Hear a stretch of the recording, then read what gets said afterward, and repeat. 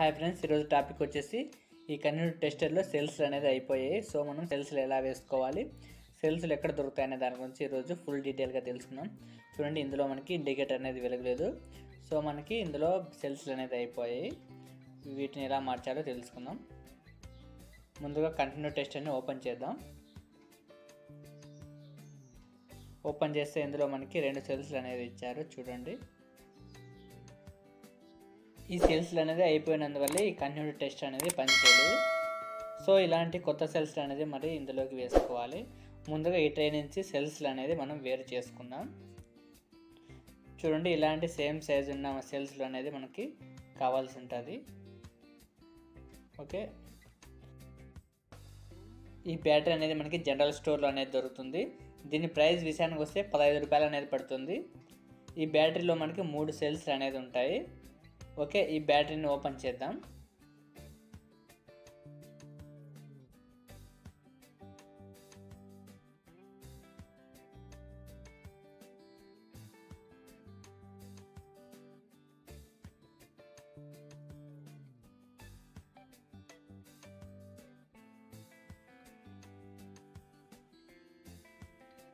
చూడండి, మనకి ఇక్కడ సెల్స్ అనేది కనిపిస్తున్నాయి. ఈ సెల్స్ అనేది మనకి కంటిన్యూ టెస్ట్ అనేది వేసుకోవాలి.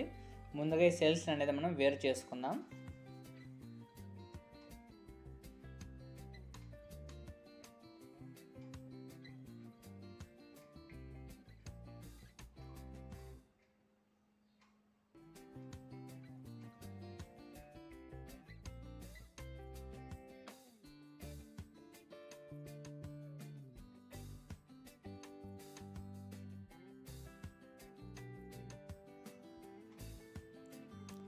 చూడండి, ఇందులో మనకి 3 సెల్స్ అనేది ఇచ్చారు. సో మనకి కంటిన్యూ టెస్ట్లో ఉండే సెల్స్లో ఇవి ఒకటే విధంగా ఉన్నాయి లేదా ఒకసారి చెక్ చేసుకోవాలి. చూడండి, 2 ఒకే విధంగా ఉన్నాయి. నెక్స్ట్ మనం కంటిన్యూ టెస్టర్ ట్రేలోకి సెల్స్ అనేది వేసుకోవాలి. ఈ ట్రేలోకి మనం 2 సెల్స్ వేసుకుంటే సరిపోతుంది.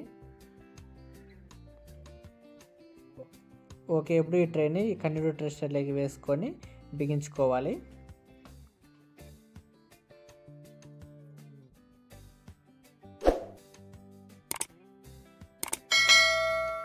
ఇప్పుడు ఒకసారి కంటిన్యూ టెస్ట్ని చెక్ చేద్దాం. చూడండి, ఇండికేటర్ అనేది వెలుగుతుంది.